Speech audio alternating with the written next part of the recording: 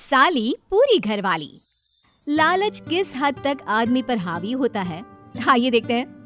देख राधा, तुझे घर का सारा काम आता है, ये अच्छी बात है, लेकिन हमें ये नहीं पता था कि तू पढ़ी लिखी कम है और तेरी छोटी बहन की तो सरकारी नौकरी भी लग गई है। कैसी बात कर रही है माँ जी? सारी बात करके ही तो पापा ने शादी की थी। अब जब छोटी की सरकारी नौकरी लग गई है तो आप लोग ऐसी बात कर रहे हैं। ज्यादा बकवास मत करियो। हम लोगों को पता होता कि तेरी छोटी बहन की सरकारी नौकरी लगने वाली है तो तुझसे तो कभी शादी ना करवाते अपने होनहार बेटे की। अरे तो मुझ में क्या कमी है? वैसे भी आप लोगों ने तो उस वक्त कहा था कि आप लोगों को घरेलू लड़की चाहिए। तभी पति महेश आ जाता है। देख राधा, 100 की सीधी एक बात बता देता हूँ, तू जा और अपनी बहन को बोल कि उसे यहाँ रहकर अपनी कमाई हम लोगों को देनी होगी जब तक हमारे सारे कर्जे उतर नहीं जाते, नहीं तो तू अपना बोरिया बिस्तर बांध और निकल मायके।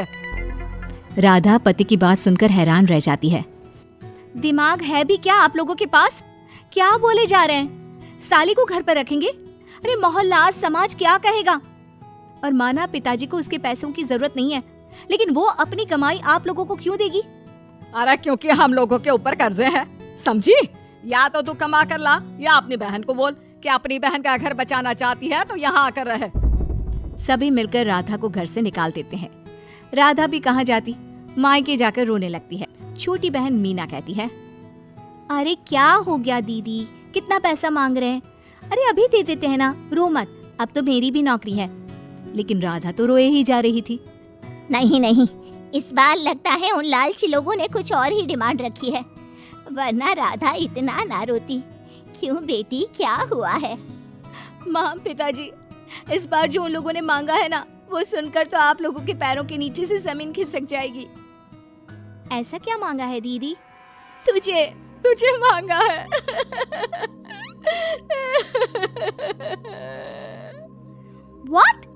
What nonsense? दीदी क्या बोल रही हो, समझ रही हो? हाँ, मेरी सास ये बोलकर भेजी है कि या तो मीना अपनी सारी कमाई उन लोगों को तब तक दे जब तक उन लोगों के कर्जे खत्म नहीं हो जाते, या फिर मैं मायके में जाकर रहूं यहाँ। क्या मजाक बना रखा है, ऐसा होता है क्या कहीं? अरे शादी की है, कोई आलू टमाटर थोड़ी है कि अदला बदली कर लो। छोटी बहन शांत होती है। माँ पिता बड़ी को समझा रहे होते हैं और वो रोए ही जा रही थी। तभी छोटी बोलती है, पापा मैं दीदी के साथ जाऊंगी। क्या पागल है क्या? अरे दुनिया क्या बोलेगी? माँ वो लोग सिर्फ मेरे पैसे चाहते हैं ना। अरे वो तो वो लोग यहाँ से भी ले सकते थे छोटी, फिर वहाँ क्यों बुला रहे हैं तुझे? माँ वो कह रहे थे कि हमें पता होता कि छोटी की सरकारी नौकरी लग जाएगी तो उसी से करवा देते उनके होनहार बेटे की शादी। हाँ, और मैं जैसे उस लपड़गंजू से शादी कर लेती। लपड़गंजू? अगर वो लपड़गंजू है तो मेरी शादी क्यों करवा दी? मैं नहीं जाने वाली वापस। अरे क्योंकि तू बेवकूफ है, तुझे जवाब देना नहीं आता। चल मेरे साथ। उन लोगों को लगता है ना साली पूरी घरवाली, तो अब देखिए साली का जलवा। और शादीशुदा बेटी को पिता भी कितना घर बिठाते। उसके ससुराल जाते हैं दोनों बेटियों के साथ। आइए आइए, ले आए अपनी कमाओ बेटी, ये अच्छा किया। समझदार आदमी की पहचान यही तो होती है।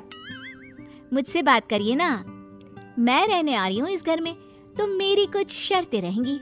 अरे वाह जी वाह, बहन के ससुराल में भी शर्तें?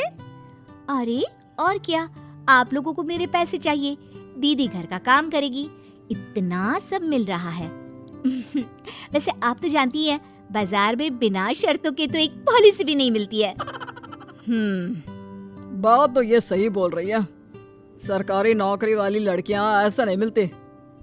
हाँ हाँ ठीक है, अच्छा बोलो छोटी बहू, क्या शर्तें हैं तुम्हारी? मैं कोई काम नहीं करूंगी। कैसी बात कर रही हो छोटी बहू, तुम नौकरी करोगी, अरे लाखों कमाओगी कि घर का काम करोगी? घर के कामों के लिए है ना ये बड़ी। दूसरी शर्त, मुझसे कोई बदतमीजी से या ऊंची आवाज में बात नहीं करेगा। अरे कैसी बात कर रही हो तुम तो ख्वाबों की रानी हो। शट अप जीजा जी, साली से मजाक करना अलग बात है, लेकिन याद रहे साली बहन होती है बीवी की, और बीवी की बहन यानी आपकी बहन। माँ ये क्या बोल रही है, बहन? अरे ना बेटा, मैं हूँ ना, बात करती हूँ ना, रो मत बच्चा, रो मत। खैर, पिता दोनों बेटियों को छोड़कर चले जाते हैं। अगली सुबह, अरे सरला, जल्दी से मेरा और तुम्हारी बहन का खाना पैक कर दो, हम लोग ऑफिस के लिए निकल रहे हैं। लेकिन सरला तो सोफे पर बैठकर टीवी देख रही होती है। देखो जी, मेरी बहन पैसे कमा रही है तो मैं क्यों काम करूं? याद है ना मम्मी जी क्या बोलती थी कि मेरा बेटा पैसा कमा रहा है, तब सारा काम मैं करती थी। अब मेरी बहन कमा रही है तो मैं भी काम नहीं करूंगी। हाँ। अरे साली साहिबा, चलिए ना, मैं आपको दफ्तर छोड़ देता हूँ, क्या रेपुटेशन बनेगी हमारी। हाँ हाँ जीजा जी, चलिए, आज आपकी ये इच्छा भी पूरी कर देते हैं। छोटी के ऑफिस में, अरे ये कौन है? तेरे जीजा जी है ना? ये कैसे तुझे छोड़ने आ गए? अरे वो अब ना मेरे पास ही रहती है।